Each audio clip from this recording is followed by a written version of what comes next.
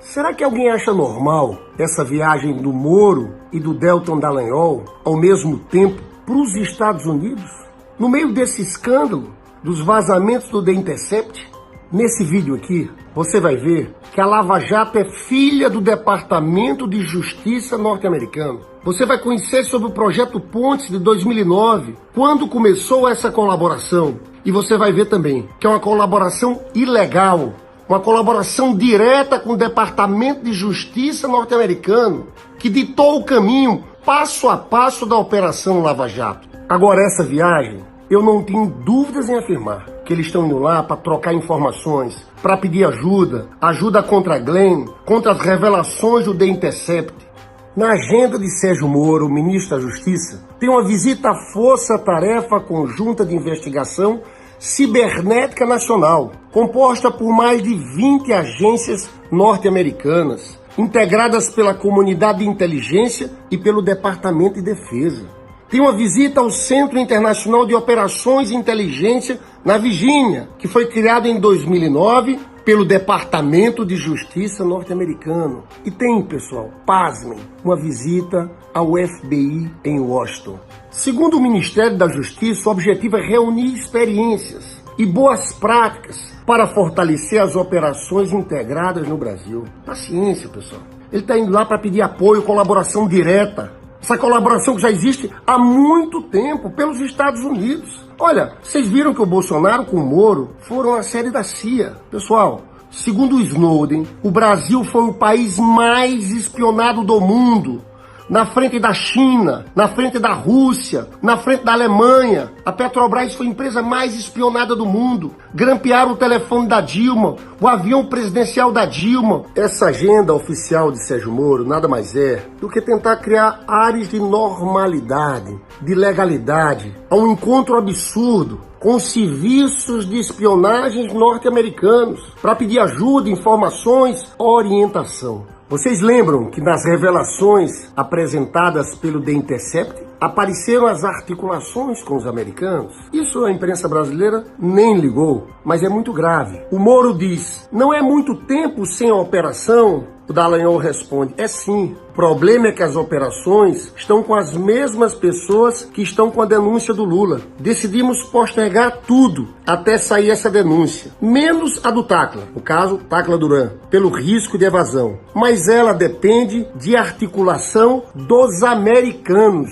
Você vai ver agora trechos de um vídeo feito há 3 meses atrás, quando lançamos o canal à esquerda. Você vai ver que essa colaboração foi feita de forma ilegal, criminosa. Vocês vão ver que a Lava Jato foi uma criação do Departamento de Justiça norte-americano. E eles estão por trás de tudo. Da cassação da presidenta Dilma, da prisão ilegal, criminosa do presidente Lula e da eleição de Jair Bolsonaro. O grande responsável por toda essa operação que aconteceu em 3 atos. Cassação da presidenta Dilma Rousseff sem cometer crime de responsabilidade. Prisão injusta do presidente Lula e eleição do Bolsonaro. O grande responsável são os Estados Unidos da América.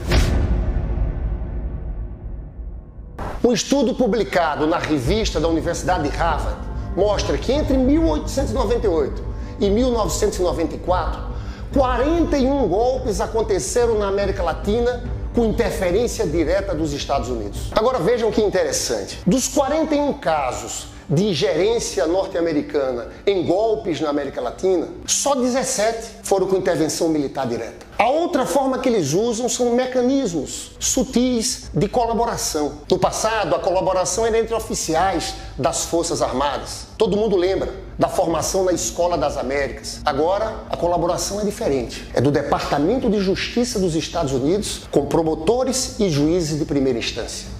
Correspondências diplomáticas, documentos diplomáticos oficiais vazados pelo Wikileaks mostram que houve uma conferência, um projeto chamado Projeto Pontes, onde o DOJ, o Departamento de Justiça dos Estados Unidos, veio ao Brasil para o primeiro curso e trabalham em conjunto com juízes e promotores. Existe uma necessidade contínua de fornecer treinamento prático para juízes federais e estaduais brasileiros, procuradores e agentes da lei no que diz respeito ao financiamento da conduta criminosa.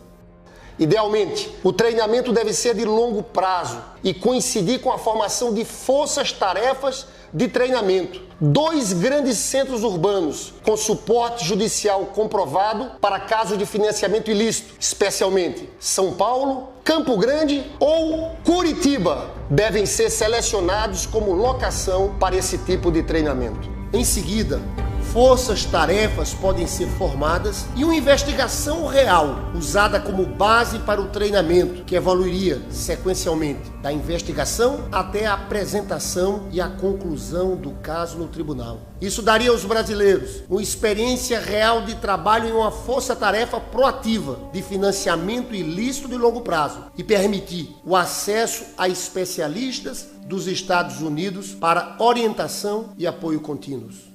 Esses trechos dessa correspondência diplomática deixam claro que, além de querer ensinar como constituir força-tarefa, eles queriam que existisse uma investigação real e houvesse a participação em todo o processo dos treinadores norte-americanos. Fica claro que a Lava Jato surgiu de uma decisão do Departamento de Justiça norte-americano. Qual o problema? É que de lá para cá, ela trabalha diretamente com o Departamento de Justiça norte-americano. Não se reporta às autoridades brasileiras, como se fosse subordinada ao Departamento de Justiça norte-americano. Uma colaboração irregular, ilegal, criminosa. Por quê? Porque existe um tratado de cooperação penal entre Brasil e Estados Unidos. Um tratado de 1997, que foi aprovado no ano de 2000, que diz o quê? Existe um princípio em direito internacional, que uma pessoa só fala pelo país, o presidente da República, ou o ministro da Justiça, ou o Itamaraty. Eles passaram por cima de tudo isso e numa colaboração informal entre Departamento de Justiça e procuradores e juízes da primeira instância da Lava Jato, eles conduziram todo o processo. E a gente sabe que o que move o Departamento de Justiça dos Estados Unidos são os interesses das empresas norte-americanas,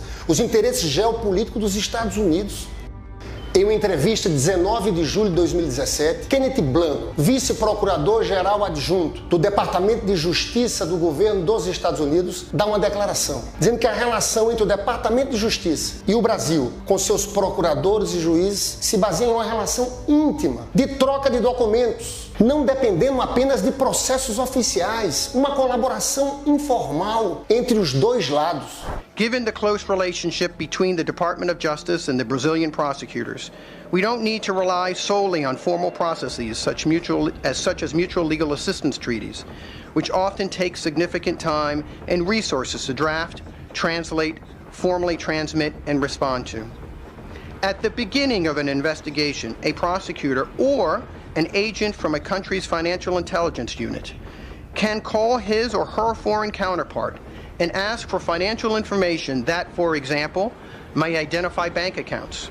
Kenneth Blanco também diz que existe um escritório do Departamento de Justiça norte-americano aqui no Brasil e festeja a prisão do Lula como resultado de uma vitoriosa colaboração entre o Departamento de Justiça e procuradores e juízes de primeira instância.